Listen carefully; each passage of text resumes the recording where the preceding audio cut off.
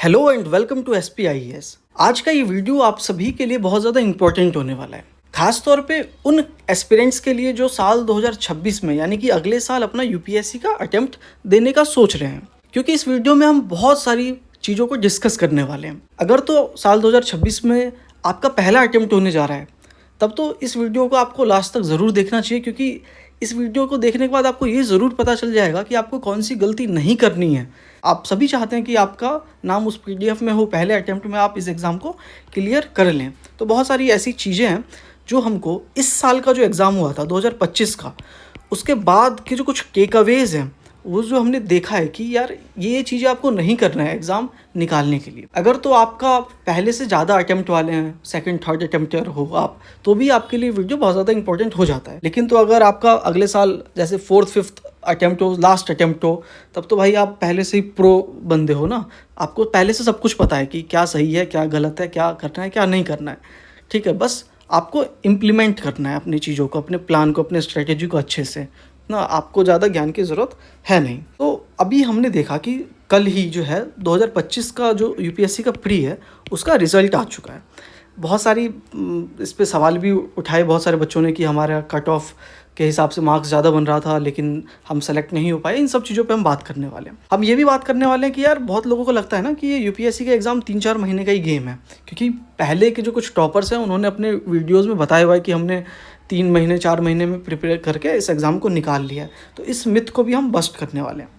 ठीक है, साथ में हम स्ट्रैटेजीज वगैरह भी देखेंगे कि आप देखोगे कि जैसे ही एग्ज़ाम होता है तो हर कोचिंग वाले सामने आ जाते हैं कि हमारे इस मटेरियल से इतना सारे क्वेश्चंस आए, हमारे इस मटेरियल से इतने सारे क्वेश्चंस आए। तो उस हिसाब से स्ट्रैटेजी होनी क्या चाहिए और स्ट्रैटेजी असल में होती क्या है ना, इस पर भी बात करेंगे। करंट अफेयर्स के लिए मैगज़ीन क्या अब उतने रिलेवेंस रह गए हैं या नहीं रह गए, इंपॉर्टेंट है या नहीं है, ठीक है, उसको देखेंगे हम। प्री प्लस मेंस दोनों की तैयारी क्या एक साथ करनी चाहिए, अलग अलग करनी चाहिए। कट ऑफ पे जैसे कि मैंने बताया बात करना है हमको। इसके अलावा गाइज एक चीज़ ये भी है कि कैंडिडेट्स इंक्रीज़ हो रहे हैं हर साल, तो उसके साथ साथ कंपटीशन भी सीधी सी बात है इंक्रीज़ हो गई, तो उस पर भी हम कुछ डाटा देखेंगे। फिर सी सेट अब ना बिल्कुल ऐसा या तो मेक और ब्रेक वाला आ चुका है कि या तो आपको आता है या नहीं आता है। बहुत सारे बच्चे जो है वो सी सेट में फ़ेल हो जाते हैं, जीएस में स्कोर कर लेते हैं, फिर भी सी सेट की वजह से फ़ेल हो जाते हैं, उसको इतना ज़्यादा सीरियसली लेते नहीं थे। तो उस पर भी बात करेंगे हम। फिर क्योंकि आप पहली बार अगर एग्ज़ाम देने वाले हो तो आपको फिक्स सोर्स, किस सोर्स से आपको तैयारी करनी है जिस पर आपको 100% भरोसा हो पाए, उसके हम कुछ एग्जांपल्स भी लेंगे कि यूपीएससी किस सोर्स से क्वेश्चंस को पूछता है। ठीक है, फिर हम बात करेंगे क्या फाइनल स्ट्रेटजी होनी चाहिए, ठीक है, और क्या ये सही समय है एग्ज़ाम को शुरू करने का। ठीक है, तो इन सारे मुद्दों पे हम आज डिस्कस करने वाले हैं। तो आशा करता हूँ आप सभी वीडियो को लास्ट तक बने रहेंगे। आप सभी के सजेशंस को मैं कमेंट सेक्शन में पढ़ूंगा, उसका रिप्लाई भी देने की कोशिश करूंगा। ठीक है, ये रहा इस साल का 2025 का एग्ज़ाम पेपर यूपीएससी प्री का। ठीक है, होपफुली आप सभी ने इस एग्ज़ाम पेपर को देखा होगा और बहुत सारी बातें भी सुनी होंगी कि एग्ज़ाम कैसा था, हार्ड था, आसान था ना। कोचिंग वाले क्या कह रहे हैं, बहुत सारे, किसी के लिए एग्ज़ाम आसान था, किसी के लिए एग्ज़ाम हार्ड था। आपने फर्स्ट हैंड एक्सपीरियंस भी हो सकता है लिया हो, आप जाके एग्ज़ाम दे के आए हो आप, और होपफुली आपका क्लियर भी हुआ हो ना। बहुतों का लेकिन सीधी सी बात है नहीं हुआ होगा एग्ज़ाम क्लियर। तो इस एग्ज़ाम को देखने के बाद गाइस देखो, जिन्होंने पहली बार जो है एग्ज़ाम जाके दिया था, तो उनके लिए तो ये सीधी सी बात है, ये एग्ज़ाम हार्ड था। ठीक है, इससे पहले जो एग्ज़ाम हार्ड यूपीएससी ने पूछा था वो माना जाता है 2023 वाला जो था एग्ज़ाम, वो हार्ड था, जिसमें कि इन्होंने सीधी पहली बार स्टेटमेंट वाले क्वेश्चंस की मतलब शुरुआत की थी। इस साल भी आप देखोगे कि स्टेटमेंट वाले क्वेश्चंस हैं, उनकी संख्या ज़्यादा है, और इन्वायरमेंट में तो गाइज ऐसे क्वेश्चंस आ चुके हैं कि मतलब 2-3 स्टेटमेंट पूछ के चौथा स्टेटमेंट बोल रखा है कि बताओ सही है या फिर गलत है। ठीक है, तो इस तरीके के क्वेश्चंस इस बार आए थे जो कि टोटली अनएक्सपेक्टेड क्वेश्चंस थे। अब आप सभी ने सुना होगा कि यूपीएससी को मजाक में लोग क्या कहते हैं, अनप्रेडिक्टेबल सर्विस कमीशन यूपीएससी। अब ये बहुत सालों से ऐसा चल रहा था, तो भाई यूपीएससी ने कहा अच्छा ये बात है, तो देखो भाई मैं बताता हूँ आप सभी को अनप्रेडिक्टेबिलिटी किसको कहते हैं। अब आप कोई प्रेडिक्ट करके बताओ। तो बहुत सारे जो कोचिंग मटेरियल्स थे, सोर्सेज थे, वो धरे के धरे रह गए और वो इस एग्ज़ाम में काम नहीं आया। अब आते हैं हम अपने मुद्दे पे। यार 3-4 महीने का सच में ये एग्ज़ाम का गेम है या नहीं है। तो इस साल का जो एग्ज़ाम था गाइज, उसको देखने के बाद तो ये तो क्लियर है कि 3-4 महीने में भी आप प्री नहीं निकाल सकते हो। पहले ये कहा जा सकता था कि हाँ, कम से कम 3-4 महीने में आप प्री स्पेसिफिक तैयारी करो तो शायद आप प्री क्लियर कर लो, मेंस ना क्लियर करो वो अलग बात है, लेकिन आप इस एग्ज़ाम को निकाल सको। लेकिन अब ऐसा नहीं दिख रहा है कि 3-4 महीने की तैयारी से भी इस एग्ज़ाम को निकाला जा सकता है। तो कौन लोग हैं जो इस एग्ज़ाम को निकाल पाते हैं? तो उनके लिए चाहिए कि वो प्रॉपर जो मतलब समझो साल 1.5 साल से तैयारी कर रहे हैं, जिनके पास अच्छा खासा नॉलेज है, स्मार्ट स्टडी ना स्ट्रैटेजी बना के बहुत सारी चीज़ों को देखते हुए वो उस एग्ज़ाम को निकाल पा रहे हैं। वो सब क्या-क्या चीज़ें वो अभी हम बात करने वाले हैं। बहुत सारे बच्चे क्या करते हैं, लास्ट के समय में वन शॉट वगैरह वीडियोज़ देख के चले जाते हैं, पीडीएफ वगैरह पढ़ के चले जाते हैं कि यार कुछ तुक्का लगा लूँगा, कुछ तो आता होगा, उससे एग्ज़ाम मेरा निकल जाएगा। लेकिन अब ऐसा बिल्कुल भी नहीं होने वाला है। तो अब बात करता हूँ स्ट्रैटेजी पे। जैसे कि मैंने बताया, बहुत सारे कोचिंग वाले ना बताते हैं कि देखो हमारे यहाँ से इतना आया, हमारे यहाँ से इतना आया, और ये हर साल होगा। अगले साल भी जब 2026 में आप अटेम्प्ट दोगे और आपको लगेगा अरे यार कहीं से कुछ आया नहीं, लेकिन जब आप वापस घर पे आके वीडियोज़ वगैरह देखोगे तो आप पाओगे कि यार बहुत सारे कोचिंग वाले दिखा रहे हैं, देखो हमारे यहाँ से ये क्वेश्चन आया, इस सोर्स से ये क्वेश्चन आया। ठीक है, तो आपको ये पता सबसे पहले होना चाहिए कि स्ट्रैटेजी होती क्या है। क्योंकि आप ये सोचो, हर साल ना यूपीएससी का स्ट्रैटेजी ना काम नहीं आएगा आपका। मतलब कि अगर आपने 2025 के लिए जो स्ट्रैटेजी बनाया था, क्या वो 2026 वाले एग्ज़ाम में काम आएगा, इसकी कोई गारंटी है? तो बिल्कुल नहीं। क्यों नहीं काम आएगा? क्योंकि अगर तो ऐसा होता तो आप खुद सोचो, जो बच्चे रिपीटर्स हैं, जिनका पहले से सिलेक्शन हो चुका है, वो तो हर साल सिलेक्शन लेके जाते हैं, उनका हर साल प्री क्लियर होता। लेकिन बहुत सारे बच्चों को मैं ऐसा जानता हूँ जिन्होंने पिछले साल सेलेक्ट हो चुके हैं, लेकिन वो इस साल प्री भी क्लियर नहीं कर पाए हैं। क्यों? स्ट्रैटेजी में उनकी कोई कमी रह गई? क्या कमी रह गई? उनकी स्ट्रैटेजी क्या थी? फिक्स थी, जो उनके पिछले साल की थी, जो कि इस साल काम नहीं आई है। अब स्ट्रैटेजी होता क्या है? देखो गाइस, स्ट्रैटेजी ये नहीं होता है कि आपको ये प्लान करना है। स्ट्रैटेजी ये होता है कि मतलब 5 घंटे पढ़ने हैं या 8 घंटे पढ़ने हैं, हफ्ते में इतने दिन पढ़ने हैं, ये इसको आप स्ट्रैटेजी नहीं कहोगे। स्ट्रैटेजी कहोगे कि आपको कितना चीज़ छोड़ना है। क्योंकि आप सभी को ये पता है कि यूपीएससी का सिलेबस बहुत ज़्यादा बड़ा है। यूपीएससी कुछ भी पूछ लेता है, कुछ भी इन द सेंस सिलेबस के अकॉर्डिंग ही पूछता है, लेकिन सिलेबस का जो उसका टर्म्स है ना, बहुत ज़्यादा वेग है। अभी आप देखो एनवायरनमेंट में कितने सारे स्पीसीज़ हैं, क्या आप सारे स्पीसीज़ का नाम याद रख पाओगे? सारे फैक्ट्स याद कर पाओगे? यार कितने भी साल पढ़ो ना, आप तो नहीं कंप्लीट कर पाओगे। कितने सारे आपको जो है वो पार्क, सेंचुरीज़ वगैरह वगैरह बहुत सारी चीज़ें हैं, बहुत सारे फैक्ट्स हैं हर सब्जेक्ट में, चाहे वो पॉलिटी में हो, इन्वायरमेंट में हो। पॉलिटी में तो मतलब क्वेश्चन को ऐसे ऐसे घुमा के पूछ सकता है कि वो आप बहुत ज़्यादा मुश्किल है करना। इस वजह से क्या करते हैं ना लोग कि पिछले साल के ट्रेंड्स के हिसाब से बच्चे सब कुछ कंप्लीट नहीं कर पाते हैं। इस वजह से कुछ टॉपिक्स को वो क्या करते हैं, स्किप करके जाते हैं, या फिर मतलब किसी टॉपिक को वो ये सोच के जाते हैं कि ये बहुत ज़्यादा इंपॉर्टेंट है तो इसको मैं ज़्यादा टाइम रिवाइज़ करूँगा, फोकस करूँगा। तो वो होता है स्ट्रैटेजी बनाना। तो अब आपका जो स्ट्रैटेजी होगा वो क्या, मतलब बिल्कुल आपको बनाना ही नहीं है, आपको स्ट्रैटेजी बनाना है, लेकिन 2026 के लिए कुछ तो बेसिक स्ट्रैटेजी होगा जो सबका कॉमन होगा। ठीक है, उतना तो आपको कम से कम करके जाना ही जाना है। बाकी एक्स्ट्रा एफर्ट्स क्या होगा वो आपको खुद डिसाइड करना होगा, आपको खुद ट्रेंड को समझना होगा। मैगजीन्स क्या, देखो इस साल के क्वेश्चन ने ये भी प्रूव कर दिया है, आप कोई सा भी PT 365 पढ़ो या कोई सा भी मैगज़ीन पढ़ो, आप काम नहीं आने वाला है वो मैगज़ीन्स।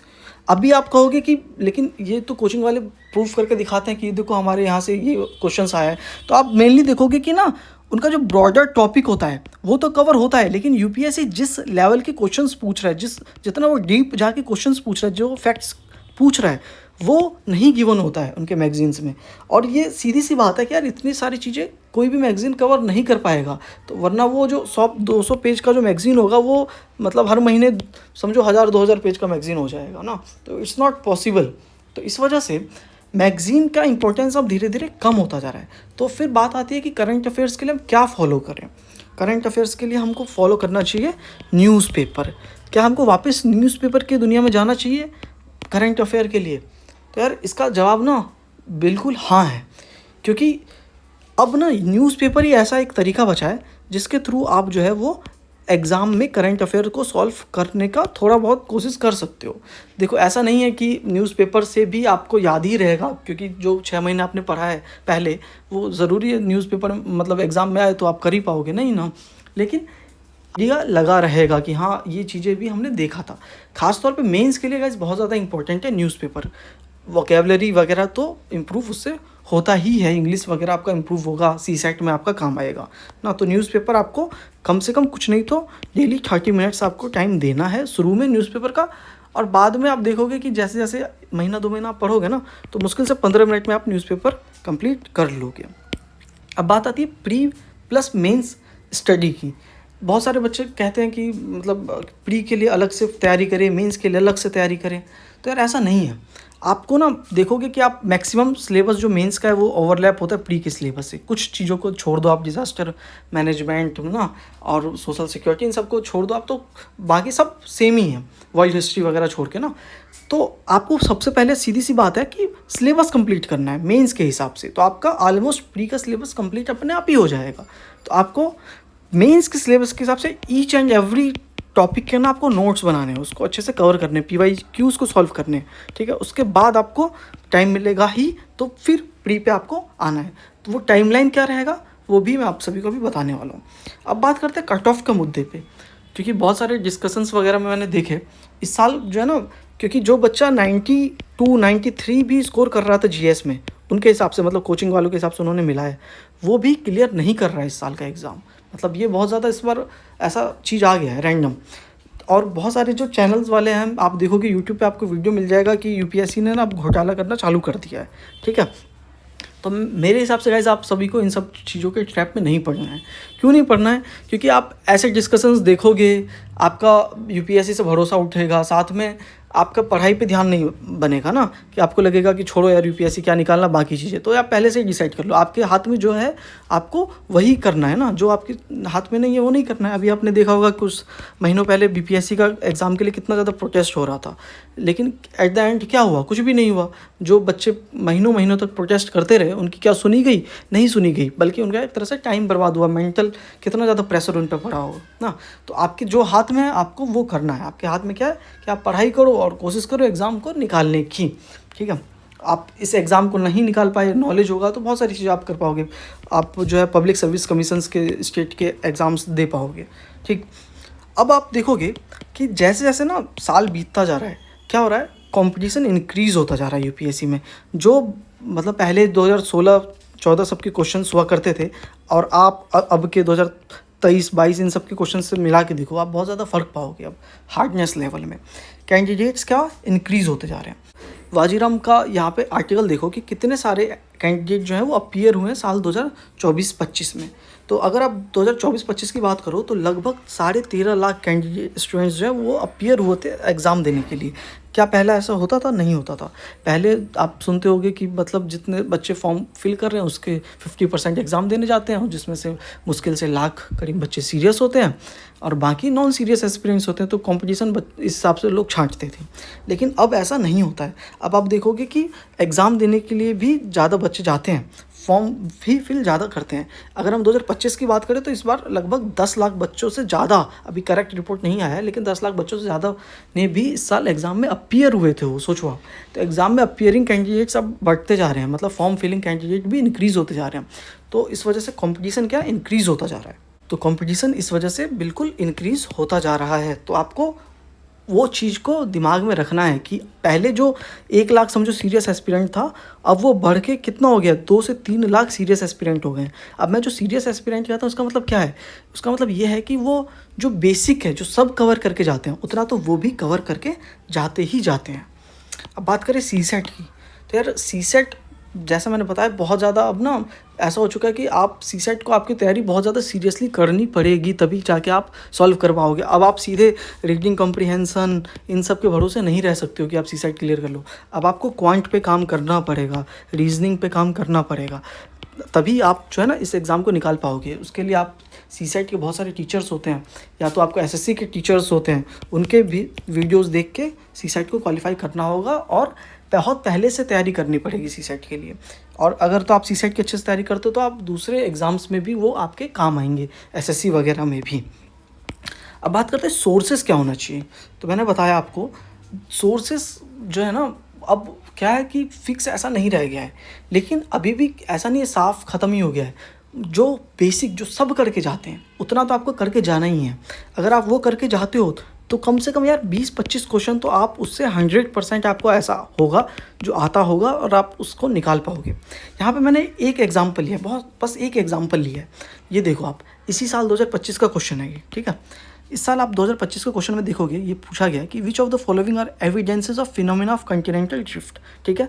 जो क्या एविडेंस है कॉन्टिनेंटल ड्रिफ्ट का है, देखो the belt of the Asian rock from Brazil coast matches with those from western Africa, ये पहला स्टेटमेंट।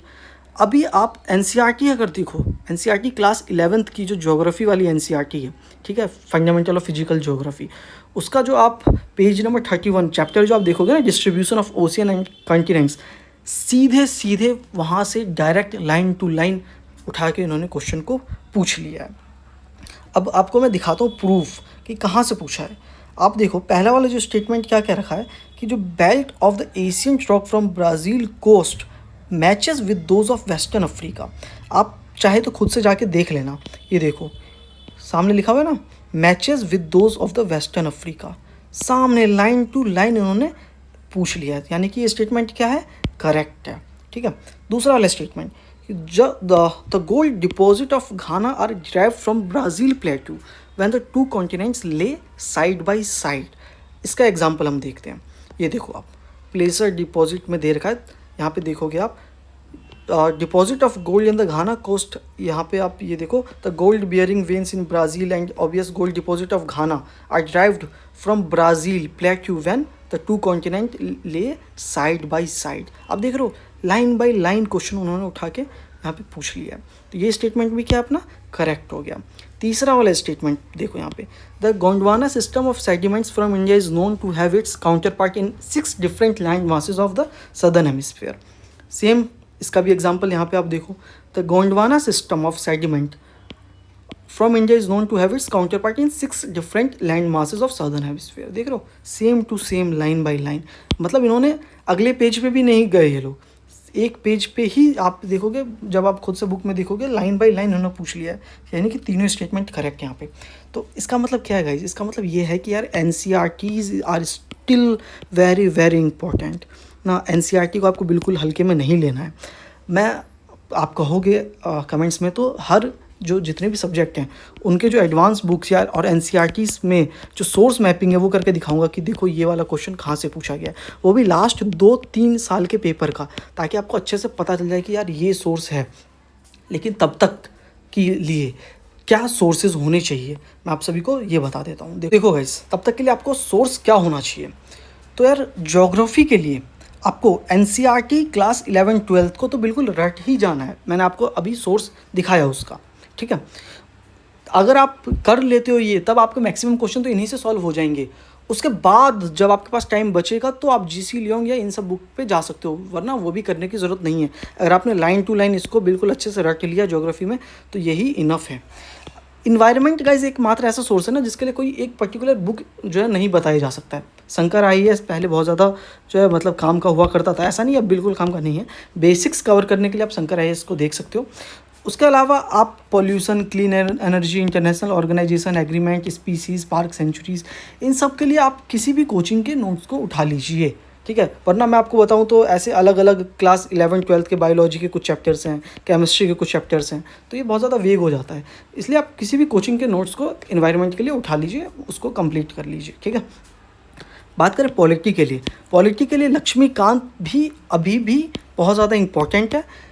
अब लक्ष्मीकांत से ऐसा नहीं है 100% सारे क्वेश्चन सॉल्व होंगे, लेकिन आप एलिमिनेट कर पाओगे, उस स्थिति में रहोगे आप। उसके अलावा एनसीईआरटी जो क्लास 11th की है उसको आपको ज़रूर करना है, ठीक है। मतलब उसमें आपके जो इस तरीके के क्वेश्चंस होंगे ना, जो थोड़े सोचने वाले क्वेश्चंस होंगे वो सॉल्व हो पाएंगे आपके यहाँ से। बेयर एक्ट को भी आप देख सकते हो। इकोनॉमी की बात करें तो इकोनॉमी में मैं तुम्हें सजेस्ट करता हूँ कोई भी आप एक बुक ले लो, वरना मुरनाल सर का लेक्चर्स मैंने करवा रखा है और बाकी उसको भी मैं इस बार कंप्लीट अच्छे से करवाऊँगा, वो आप देख सकते हो। उससे आप लगभग जो इकोनॉमी में समझो आप 19 से 20 क्वेश्चन आते हैं तो 10 से 12 क्वेश्चन तो आप 100% सॉल्व कर पाओगे, बाकी 2-4 क्वेश्चन एलिमिनेशन से सॉल्व कर पाओगे, ठीक है। अब हिस्ट्री की बात करें तो हिस्ट्री में आप ना मतलब एंशिएंट, मेडिवल, मॉडर्न के लिए तीनों के लिए आप एनसीईआरटी देख सकते हो 100%। आप या तो ओल्ड एनसीईआरटी या क्लास 12th की जो तीनों थीम्स की एनसीईआरटी है वो। मॉडर्न हिस्ट्री के लिए आप स्पेक्ट्रम को भी ज़रूर से ही देखिएगा, बहुत सारे फैक्ट्स उसमें से आपके कवर हो जाएंगे।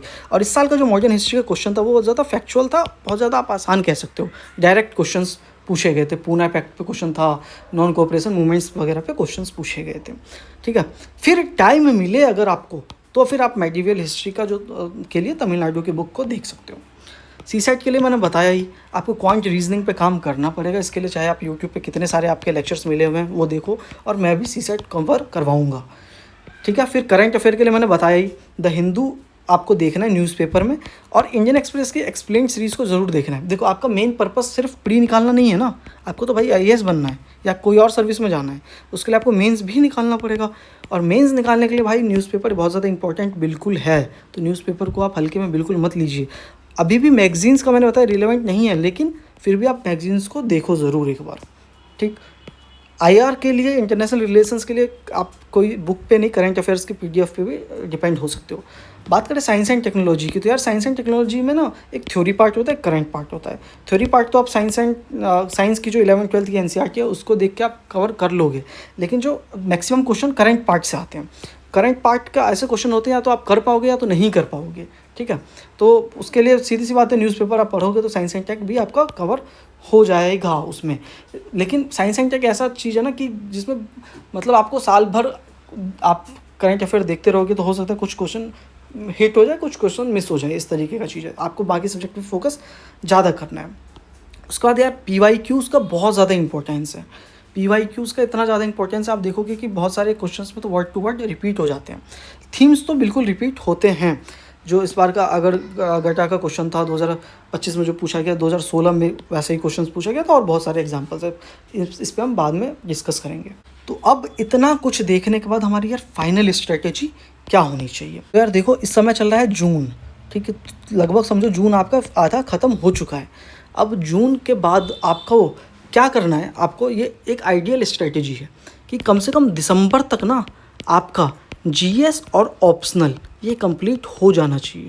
ठीक है, 100% ये चीज़ें कंप्लीट हो जाना चाहिए। अगर आप चाह रहे हो कि अगले साल आप मेंस दो और मेंस क्लियर करो, तो आपको बहुत ज़्यादा सीरियसली इसको लेना है विद नोट्स। ऑप्शनल के आपको अच्छे से नोट्स बना लेने हैं, पीवाईक्यूज़ को सॉल्व कर लेना है, क्योंकि आप देखोगे कि प्री और मेंस के बीच का जो टाइम है ना अब बहुत कम होता जा रहा है। मुश्किल से 2 से ढाई मंथ का आपको टाइम मिलता है क्लियर करने का। अगले साल जो प्री है कितने तारीख को, 24 मई को है, और जो मेंस है वो अगस्त, शायद 20-21 अगस्त से चालू हो जा रहा है। ठीक है, तो बहुत कम टाइम है। तो जीएस और ये आपको कंप्लीट कर लेना है। इसके लिए आप क्या कर सकते हो, मैंने आपको सोर्सेस सब बता ही दिया है। और आपको करना क्या है, आपको डेली अपने हिसाब से आपको 2 सब्जेक्ट आप लेके चलिए। ठीक है, साथ में एक ऑप्शनल लेके चलिए। मिनिमम 6 आवर का आपको स्टडी प्लान होना चाहिए। मैं आपको फर्स्ट टाइमर वालों के लिए बता रहा हूँ, मिनिमम 6 आवर का स्टडी प्लान आपका कम से कम पढ़ना ही है आपको। और कंसिस्टेंसी आपको ज़रूरी है भाई। क्यों नहीं निकाल पाते हैं एग्ज़ाम, मैं फर्स्ट टाइमर वालों को बता रहा हूँ क्यों, क्योंकि कंसिस्टेंसी उनकी नहीं रहती है ना, मोटिवेशन ख़त्म हो जाता है, पढ़ते ही नहीं है ज़्यादा, सीधी सी बात है। अगर आप ना जितना आप स्कूल के टाइम पे पढ़ते थे, 6-7 घंटे आपका स्कूल होता था, याद है, और 1-2 घंटे कोचिंग वगैरह होता था, उतना भी अगर आप पढ़ो ना यहाँ पे मन लगा के, तो आप इस एग्ज़ाम को निकाल लोगे। लेकिन वो चीज़ें अब क्या मतलब हो नहीं पाती है। तो आपको ये कंसिस्टेंसी मेंटेन करना पड़ेगा, सीरियसनेस के साथ इस एग्ज़ाम को देना पड़ेगा। आपको यार अटैम्प्ट वेस्ट नहीं करना है। आपको पहले अटैम्प्ट में वाले होंगे या दूसरे अटैम्प्ट वाले, उनको इतना ज़्यादा फ़र्क ना पड़े, लेकिन जब आप 3-4 अटैम्प्ट आपके हो जाएंगे ना, तब आपको पता चलेगा कि अटैम्प्ट ख़त्म होने का मतलब कितना दुख होगा आपको ना, क्योंकि लास्ट अटैम्प्ट तक आपकी तैयारी अच्छी हो जाएगी, फिर आपके पास अटैम्प्ट ही नहीं बचेगा। इसलिए शुरू से ही आपको अच्छे से तैयारी करके रखना है। तो फाइनल स्ट्रेटेजी आपकी यही होनी चाहिए। आप प्रॉपर एक प्लान में आपको बनाना है। दिसंबर तक आपको सिलेबस को अच्छे से कंप्लीट कर लेना है। आप मतलब अगले 3 महीने में आपको जीएस, फिर कम से कम 2 महीने आपको ऑप्शनल के साथ लगाना है। या सबकी अलग अलग चॉइस हो सकती है कि कोई साथ में करना चाहे या कोई अलग अलग करना चाहे। ठीक है, राइट टाइम क्या भाई, यही राइट टाइम है। मतलब अगर आप सोच रहे हो कि 2-3 महीने और मैं वेस्ट कर लूँ, उसके बाद अच्छे से तैयारी करूँ, तो नहीं हो पाएगा भाई। फिर आप हो सकता है प्री क्लियर कर लो लेकिन मेंस क्लियर ना कर पाओ। आपको मेंस भी निकालना है, इंटरव्यू भी निकालना है, फाइनल सिलेक्शन में आपका नाम आना चाहिए। तो उस हिसाब से आपको प्रिपेयर करना है। तो ये बहुत ज़्यादा करेक्ट समय है, साल भर का आपके पास समय है, ये 1 ईयर जो है समय कम नहीं होता है। आप अच्छे से अभी से करो तो एग्ज़ाम को आप 100% निकाल सकते हो। यार बहुत ज़्यादा रिजेक्शन तो समझो प्री स्टेज पे ही हो जाता है, ठीक है। तो प्री को तो मतलब सबसे बड़ा चैलेंज तो है ही स्टार्टिंग में। प्री क्लियर अगर आप करोगे इस साल, जो बच्चे मतलब आपको ये टारगेट लेकर चलना है कि 100+ जो है ना आपका प्री में स्कोर जीएस वगैरह में होना चाहिए, तब आपका क्या सेफ़ स्कोर मानोगे। क्योंकि अभी हमने देखा जो बच्चे 85 95 के लिस्ट मतलब अंदर थे, उनका भी प्री इस साल क्लियर नहीं हुआ है। वो तो अगले साल ही पता चलेगा कि कट ऑफ कितना रहा है, ठीक है। तो आपको मतलब ये दुविधा ही ना हो कि क्लियर हो रहा है या नहीं हो रहा है। उसके लिए क्या करना है आपको, सीधी सी बात है कि आपका अगर स्कोर 110 से प्लस में रहा तो आप मतलब आपको ये डर ही नहीं रहेगा। तो आपको तैयारी उस हिसाब से करनी है। तो ये बिल्कुल एक राइट टाइम है स्टार्ट करने के लिए। अब बात आती है कि अगर तो यार आप कोचिंग अफोर्ड कर सकते हो तो क्या आपको कोचिंग करनी चाहिए। तो देखो मैं कहूँगा, अगर आप फिजिकल कोई कोचिंग अफोर्ड कर सकते हो तो बिल्कुल करनी चाहिए। अगर आप फर्स्ट अटेम्प्टर हो तो ना आप पे कर सकते हो तो कीजिए। लेकिन मैं अपने चैनल पे ना फ्री इनिशिएटिव ज़रूर से लेके आऊँगा जिसमें सारे सब्जेक्ट को कवर करूँगा। क्योंकि मैंने इकोनॉमी पहले कवर करने के लिए बोला था, जो कि कवर नहीं हो पाया था क्योंकि टाइम कम था। अब क्योंकि टाइम अच्छे से है हमारे पास यूटिलाइज़ करने के लिए, तो हर एक सब्जेक्ट का, हर एक टॉपिक का मैं ना यहाँ पे कवर करूँगा। साथ में अपना यूपीएससी का पीवाईक्यू सीरीज़ लेके आना है, जो कि बहुत ज़्यादा इंपॉर्टेंट है। पीवाईक्यू सीरीज़ आप सभी कमेंट में बताइएगा, सजेशन दीजिएगा और क्या क्या करना चाहिए। जैसे एसएससी के बहुत सारे पीवाईक्यू सीरीज़ काम आए, वैसे यूपीएससी के भी बहुत सारे पीवाईक्यूज़ हैं जो बहुत सारे चैनल्स पे आपको अच्छे से नहीं मिलेंगे। बहुत सारे चैनल्स पे पता है अब क्या चल रहा है, सिर्फ एलिमिनेशन टेक्निक, कि यार आपको ये 2-3 स्टेटमेंट वाले क्वेश्चन है, या उसका मतलब ये है कि ये स्टेटमेंट तो हरदम गलत ही होगा, ये स्टेटमेंट तो नन वाला स्टेटमेंट तो हरदम गलत ही होगा, जिस क्वेश्चन में रैपिडली आ गया है वो तो हरदम गलत ही होगा। भाई क्या हुआ इस साल आप देखोगे कि बहुत सारे इस तरीके के जो दावे करने वाले थे वो सब काम नहीं आया है। क्योंकि भाई यूपीएससी भी इन सब चीज़ों को देखता है। आपको अपने कोर पे ध्यान देना होगा, मतलब बेसिक जो मैंने आपको बताया एनसीईआरटीज़ और एडवांस बुक तो cover 100% line to line, word to word आपको कवर करना है। उसके बाद आपको पीवाईक्यू सॉल्व करने हैं। फिर आपको पता चलेगा अच्छा ये थोड़ा ज़्यादा इंपॉर्टेंट है, ये थोड़ा कम इंपॉर्टेंट है, उससे अगल बगल वाली चीज़ें को आपको ध्यान रखना है, ठीक है। उस हिसाब से आपको प्रिपेयर करना है। तो ये वीडियो काफ़ी लंबा हो गया, इस वीडियो में इतना ही रखते हैं। बाकी कुछ भी डाउट हो प्लीज़ कमेंट सेक्शन में पूछिए, और आगे आप बताएंगे तो मैं सोर्सेज वाली वीडियो लेके आऊँगा, और मैं अपना एक प्रॉपर प्लान बताऊँगा, लेके आऊँगा कि किस हिसाब से मैं कवर करवाऊँगा हर एक सब्जेक्ट को, ठीक है, हर एक सब्जेक्ट को कवर करवाऊँगा। तो बस उसके लिए चैनल को सब्सक्राइब कीजिए। मिलते हैं अपने अगली वीडियो में, तब तक के लिए बहुत बहुत धन्यवाद।